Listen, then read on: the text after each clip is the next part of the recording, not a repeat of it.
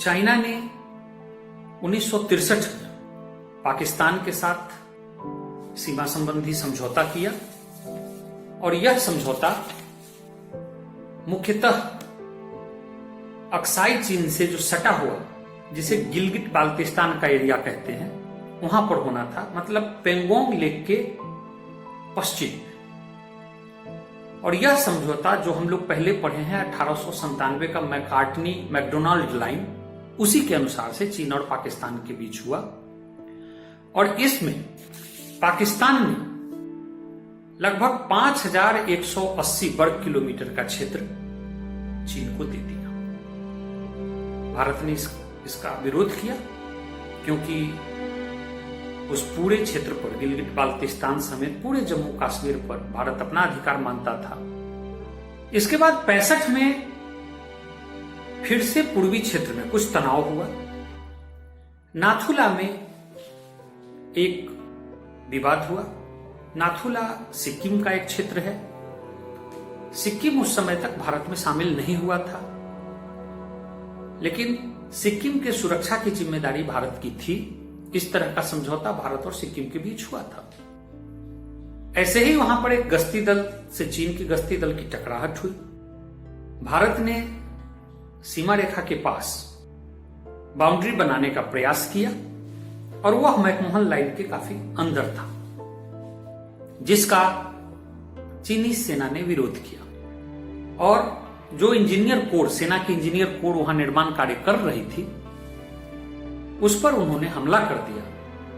चूंकि भारतीय सेना खुले में थी और उसमें कई सैनिक, नजदीक ही भारत का तोपखाना था। नीचे से सैनिक जल्दी ही आ गए और वहां अच्छे सामरिक पोजीशन पर भारत की पकड़ थी। भारत ने तोपों से हमला किया और चीनियों को मुंहतोड़ जवाब दिया और पराजित किया। कहते हैं कि उस झड़प में लगभग भारत के 80 सैनिक शहीद हुए और चीन के लगभग 450 सैनिक मारे गए। वही चोला एक जगह है सिक्किम में ही, वहां भी एक झड़प हुआ। 1975 में तुलुंगला अरुणाचल में एक चौकी है, वहां पेट्रोलियम पार्टी पर चीन ने हमला किया और उसमें 4 सैनिक मारे गए। यह अंतिम मौका था जब भारतीय चीन सीमा पर कोई सैनिक हताहत हुआ था। इसके बाद 15 जून की घटना अभी जो हुई है गलवान घाटी में, पहली घटना है जब भारत चीन पर सीमा पर सैनिक को मारे गया। अब इस बीच में परिस्थिति क्या बदली कि सीमा पर शांति बनी रही, अब हम इसकी चर्चा करेंगे। माओ के अंत के बाद 70 के दशक में डेओ सिंगपिंग करके, डेओ सिंगपिंग चीन के एक नेता हुए।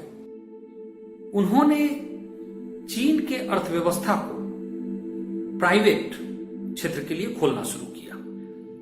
डेन सिंगपिंग को आधुनिक चीन के अर्थव्यवस्था का जनक कहा जाता है। बड़े आश्चर्य की बात थी कि एक वामपंथी देश अपना अर्थव्यवस्था निजी क्षेत्र के लिए खोल रहा था। वह अर्थव्यवस्था के महत्व को समझता था और इस नीति से 80 के दशक में चीन ने भारत समेत विश्व के साथ आर्थिक संबंधों को बढ़ाने के प्रयास शुरू किए। हम देखते हैं कि नेहरू के बाद पहली बार राजीव गांधी प्रधानमंत्री रहते भारत की यात्रा की। फिर बाद में नरसिम्हा राव गए, अटल बिहारी वाजपेयी 2 बार गए और मनमोहन सिंह 1 बार गए। चीन के इस नई आर्थिक नीति के कारण 1993 आते आते चीन आर्थिक रूप से महाशक्ति बनना शुरू हो गया और अपने इस स्थिति का उसने LAC पर, जो भारत के साथ जुड़ा हुआ सीमा रेखा है, उस पर आधारभूत संरचना के निर्माण में प्रयोग किया। बड़े पैमाने पर इन्वेस्टमेंट किए, बड़ी बड़ी सड़कें बनाई, पुल बनाए, ताकि उनके सेना की पहुंच वहां आसान हो सके। इसके बाद हम देखते हैं कि सन 1993, 1996, 2013 में भारत और चीन के साथ कई समझौता हुआ और यह समझौता मुख्यतः सीमा पर शांति व्यवस्था को बहाल रखने से संबंधित था। इससे सीमा विवाद का कोई निपटारा नहीं हुआ, लेकिन शांति बनी रही। जैसे सीमा पर टकराहट कम करेंगे, अगर दोनों पेट्रोलिंग आमने सामने हो भी जाए तो एक दूसरे को झंडा दिखाकर यह बताकर कि यह क्षेत्र मेरा है, वहां से वापस चले जाएं। 1996 के एक समझौता में तो यहां तक कहा गया कि सीमा रेखा के 2 किलोमीटर अंदर तक कोई फायर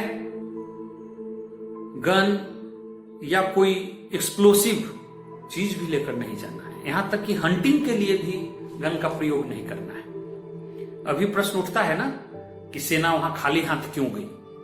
तो एक समझौता बना हुआ था और यह सक्सेसफुल रहा, क्योंकि इस बीच में कहीं कोई इस तरह की घटना नहीं हुई। इस परिस्थिति में संबंध बनना शुरू हुआ, लेकिन इस संबंध का जो असर हुआ वो आर्थिक हुआ और 2013-14 आते आते चीन भारत का एक बड़ा आर्थिक पार्टनर बन गया। इस तरह से हम देखते हैं कि भारत में उदारीकरण चीन के लगभग 15 वर्ष बाद आया। मनमोहन सिंह के बाद भारत में उदारीकरण का दौर शुरू हुआ, निजीकरण का दौर शुरू हुआ, और जब उसके बाद भारत की अर्थव्यवस्था मजबूत हुई तो मनमोहन सिंह के शासनकाल में, मुख्यतः दूसरे शासनकाल में, भारत ने भी सीमा पर आधारभूत संरचना के निर्माण में जोर लगाना शुरू किया। और इसी का एक प्रमुख प्लान था DSDBO रोड, दारबोक सियोग दौलत बेग ओल्डी। दौलत बेग ओल्डी एक सामरिक स्थल है। हम लोग जो जम्मू कश्मीर का मैप देखते हैं और उसका जो दोनों शीर्ष है, उसका जो बिल्कुल बीचों बीच का हिस्सा है वही दौलत बेग ओल्डी है। वहां पर मनमोहन सिंह के समय में एक एयरबेस बनाया गया। यह छोटा था, जिसको अभी वर्तमान मोदी सरकार ने विस्तार दिया है और अब वहां पर हम बड़ा मालवाहक विमान भी उतार सकते हैं। उसी दौलत बेग ओल्डी को जोड़ने के लिए यह DSDBO रोड बनाया गया। 255 किलोमीटर लंबा यह रोड है और इसका लगभग 2/3 हिस्सा मनमोहन सिंह के समय में पूरा हुआ। वर्तमान सरकार ने इसको पूरा कर दिया। इसके बाद हम देखते हैं कि बीच बीच में जो वर्तमान घटना भी हुई है, इस तरह के घुसपैठ चीन द्वारा किए गए।